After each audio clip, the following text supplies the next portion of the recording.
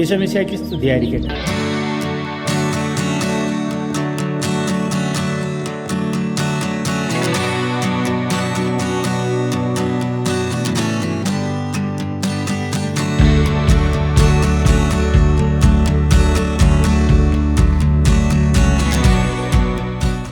എൻ്റെ പേര് Johnson Thaliyath. Carmelites of Mary immaculate CMI സഭയിലെ ദേവമാത പ്രൊവിശ്യയിൽപ്പെട്ട ഒരു അച്ഛനാണ് ഞാൻ. ദേവമാത പ്രൊവിശ്യയുടെ ഭാഗമായ മഡഗാസ്കർ മിഷൻ, ആഫ്രിക്കയിലെ കെനിയ, മഡഗാസ്കർ എന്നീ 2 മിഷനുകളിൽ മഡഗാസ്കർ മിഷനിൽ 1997 മുതൽ ഞാൻ സേവനം ചെയ്യുന്നു.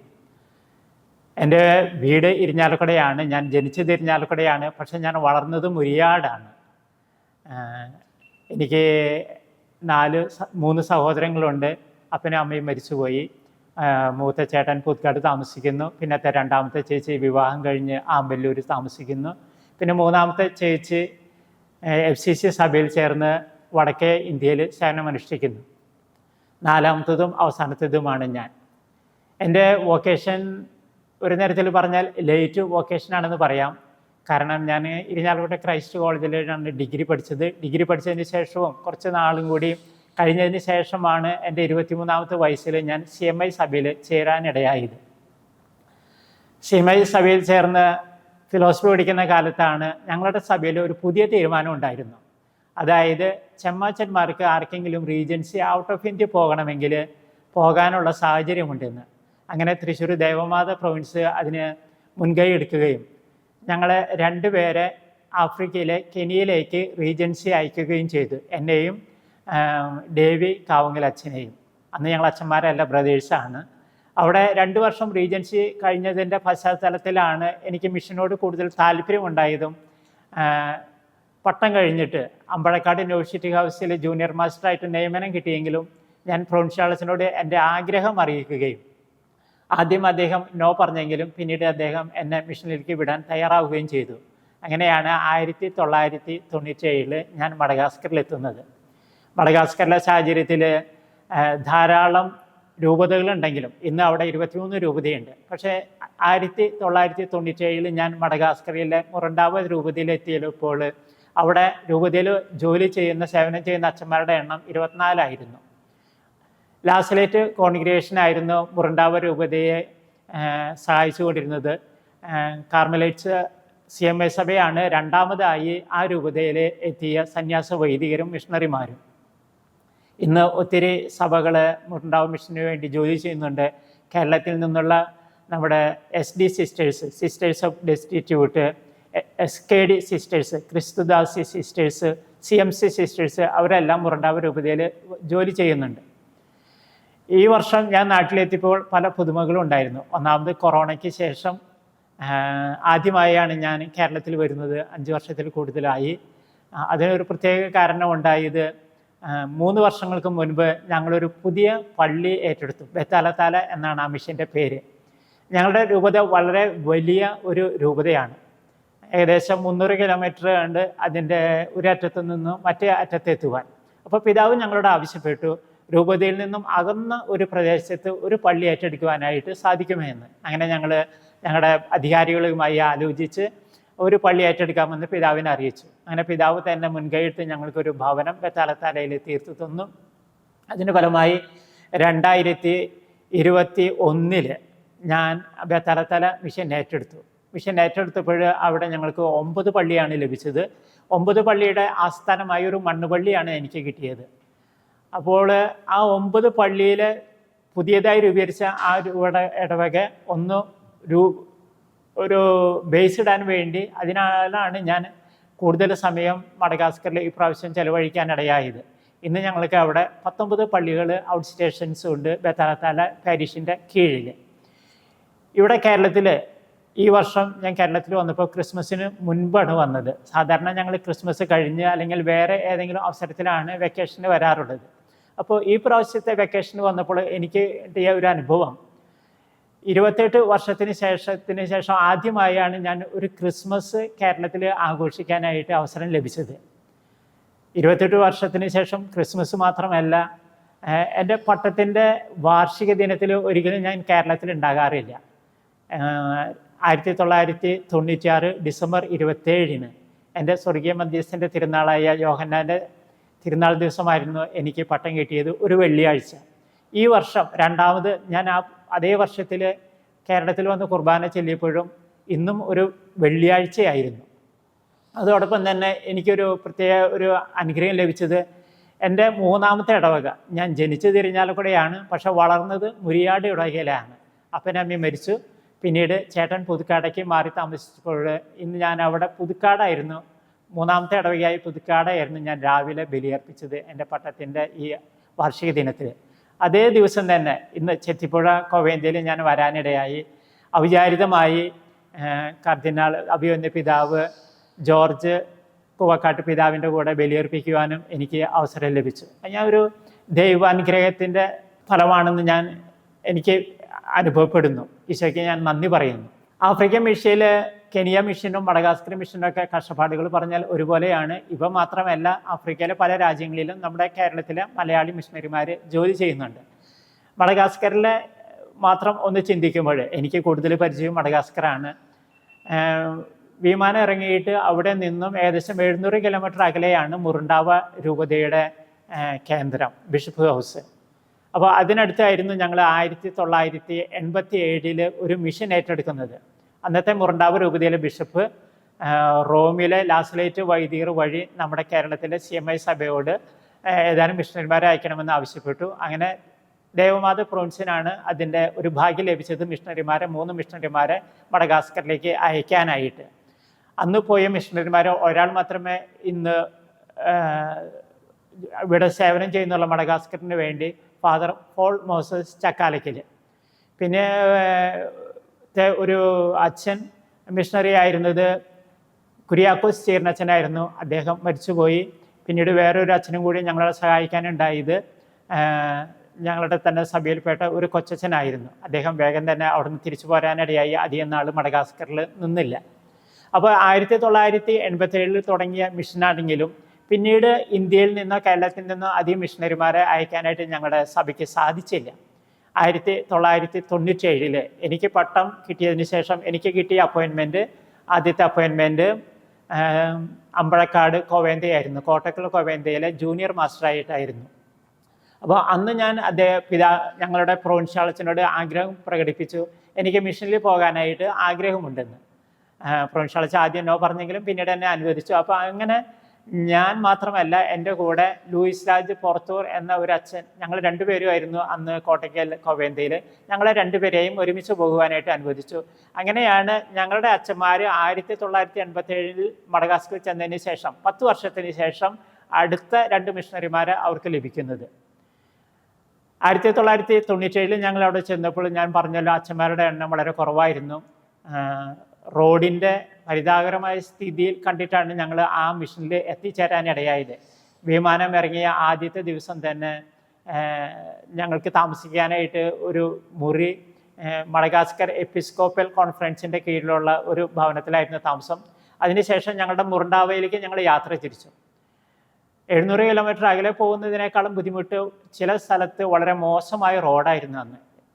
എങ്ങും എത്താത്തൊരവസ്ഥയായിരുന്നു അന്ന് യാത്ര ചെയ്തപ്പോൾ ഉണ്ടായ ഒരു അനുഭവം. പിന്നീട് ഇതുവരെ ഒത്തിരി പ്രാവശ്യം ആ റോട്ടിലൂടെ യാത്ര ചെയ്തെങ്കിലും ആദ്യത്തെ അനുഭവം മറക്കാനാവാത്തത് തന്നെയായിരുന്നു. അങ്ങനെ മുറുണ്ടാവ രൂപതയിൽ ചെന്ന് ഞങ്ങൾ വീണ്ടും കൊച്ചുകുട്ടികളെ പോലെ ഭാഷ പഠിച്ചു തുടങ്ങി. അവിടുത്തെ സംസ്കാരത്തിൽ പിച്ചു വെച്ച് തുടങ്ങി.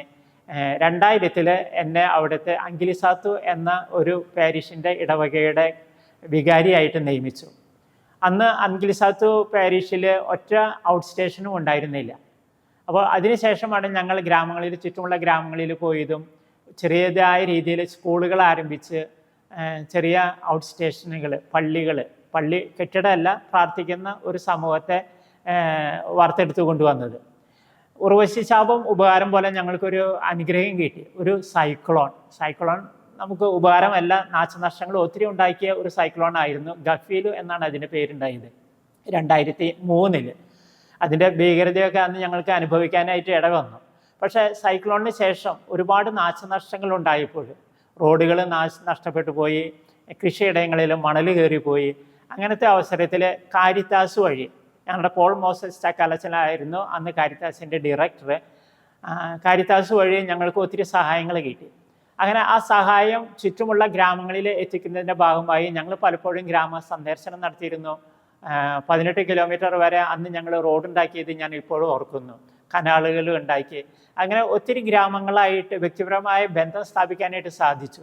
അങ്ങനെ പല ഗ്രാമങ്ങളിലും ഏകദേശം 19 ഗ്രാമങ്ങളിൽ അന്ന് പുതുതായി ഞങ്ങൾ സന്ദർശിക്കുകയും പ്രാർത്ഥനകൾ ആരംഭിക്കുകയും ചെയ്തു. അതിനുശേഷം ചെറുതായ രീതിയിൽ ഓരോ സ്ഥലത്ത് കൂടുതൽ സ്കൂള് തുടങ്ങാനും അതുവഴി ചെറിയ പള്ളികൾ പണിയാനായിട്ട് ഞങ്ങൾക്ക് സാധിച്ചു. അങ്കിലിസാത്തിന് ചുറ്റുമുള്ള കുറച്ച് പള്ളികൾ. അങ്ങനെ അങ്കിലിസാത്ത് ഒരു ഒറ്റ പാരിഷ് എന്നുള്ള നിലയിൽ നിന്നും ഒരു ഡിസ്ട്രിക്റ്റായിട്ട് ഉയർന്നു. ഡിസ്ട്രിക്റ്റ് എന്ന് പറഞ്ഞാൽ ഒരു ഇടവക പള്ളിയും അതിനോട് ചേർന്ന് കുറേ ഔട്ട് സ്റ്റേഷൻസും. ഔട്ട് സ്റ്റേഷൻസ് ഇല്ലാത്ത പള്ളീനെ പാരിഷ് എന്ന് മാത്രമേ പറയുള്ളൂ. അപ്പോൾ ഡിസ്ട്രിക്റ്റായി തീർന്നു.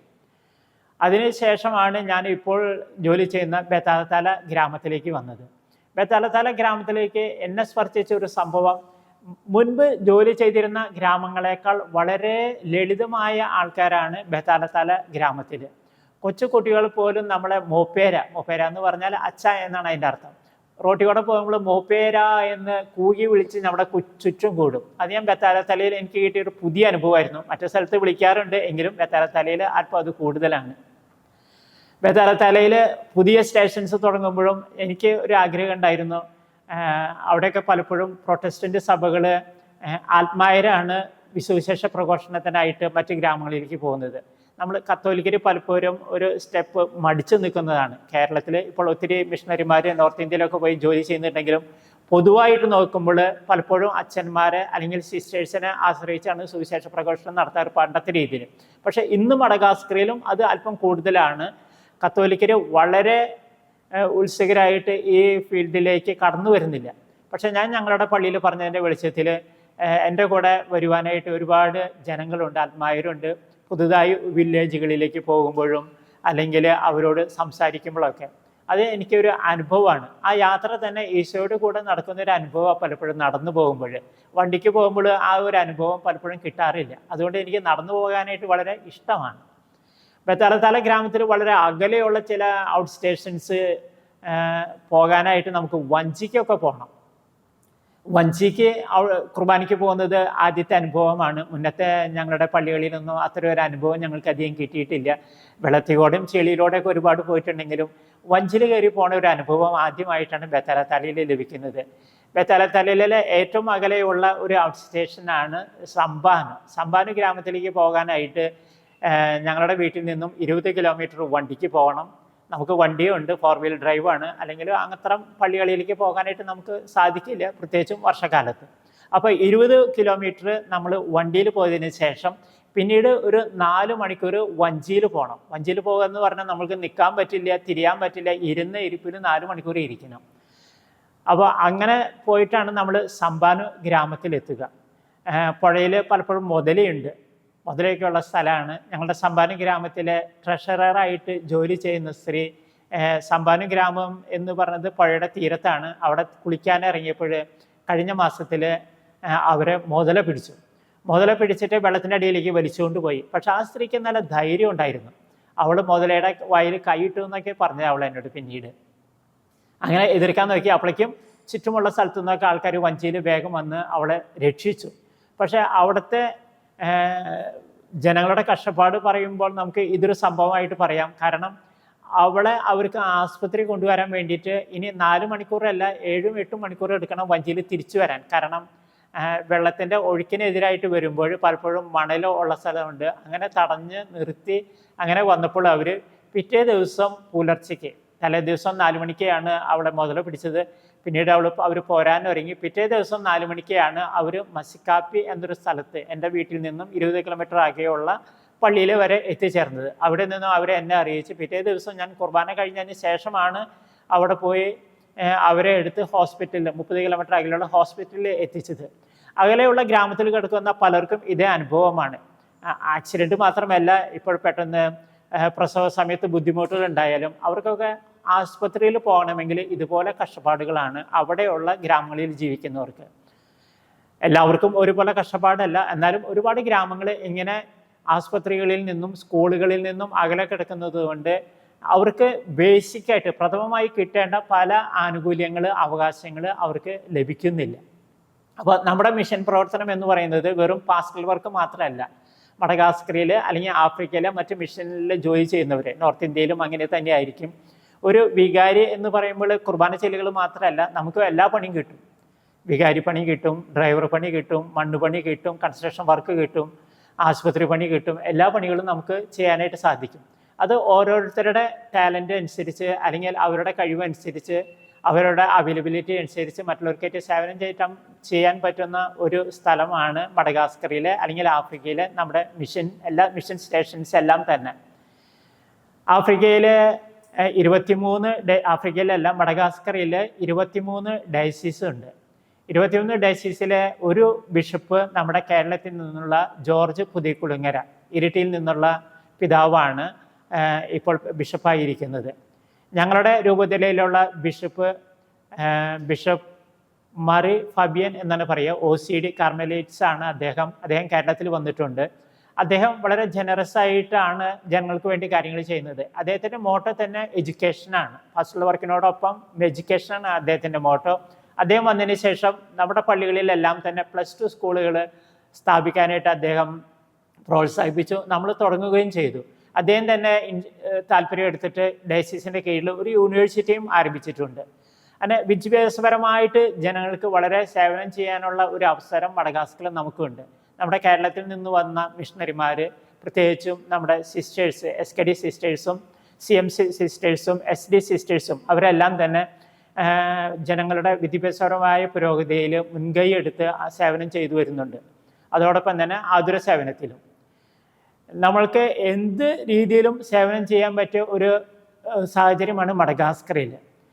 ജനങ്ങളിൽ നിന്ന് യാതൊരു എതിർപ്പുമില്ലെന്ന് മാത്രമല്ല, നമുക്ക് വളരെ അപ്രീസിയേഷൻ കിട്ടുന്ന ഒരു സ്ഥലമാണ് മഡഗാസ്കർ. ജനങ്ങൾ വളരെ ലാളിത്യമുള്ളവരാണെന്ന് ഞാൻ പറഞ്ഞല്ലോ. അതുകൊണ്ട് തന്നെ വില്ലേജുകളിലേക്ക്, ഗ്രാമങ്ങളിലേക്ക് നമ്മൾ കടന്നു ചെല്ലുമ്പോൾ നമ്മളെ ഹാർദമായിട്ട് സ്വീകരിക്കാനും നമുക്ക് ഫീലേറ്റവും തോന്നാനൊക്കെ അവസരം ഉണ്ടാകുന്നുണ്ട്. സർവേശ്വരന് അതിന് ഞങ്ങൾ നന്ദി പറയുകയാണ്. വീട്ടിൽ നിന്നും നാട്ടിൽ നിന്നും വളരെ അകലെ ജോലി ചെയ്യുകയാണെങ്കിലും നമുക്ക് അകലെയാണെന്നുള്ള ഒരു അനുഭവം അവിടെ ഇല്ല. കാരണം അവിടുത്തെ ജനങ്ങളെല്ലാം നമുക്ക് പ്രിയപ്പെട്ടവരാണ്. അതോടൊപ്പം തന്നെ നമ്മുടെ അപ്പനും അമ്മയുമാണ്, അല്ലെങ്കിൽ നമ്മുടെ സഹോദരങ്ങളാണ് എന്നുള്ള ഒരു അവസ്ഥയിലേക്കാണ് പലപ്പോഴും നമ്മളെ എത്തിച്ചേരാനായിട്ട് ഇയാക്കുന്നത്, പ്രത്യേകിച്ചും അവർക്ക് നമ്മോടുള്ള പെരുമാറ്റത്തിൽ. അതുകൊണ്ട് തന്നെ ശാരീരികമായ കഷ്ടപ്പാടുകൾ ഉണ്ടെങ്കിലും മാനസികമായും ആത്മീയമായും വളരെ സൗഖ്യവും സമാധാനവും ലഭിക്കുന്നുണ്ട് ഞങ്ങളുടെ ഓരോ പ്രവർത്തനത്തിലും. പിന്നെ കേരളത്തിൽ നിന്നുള്ള പലരുടെയും പ്രാർത്ഥന ഞങ്ങൾക്കുണ്ടെന്ന് ഞങ്ങൾക്കറിയാം. നിങ്ങളുടെ പ്രാർത്ഥന വീണ്ടും ഞങ്ങൾക്ക് ആവശ്യവുമാണ്.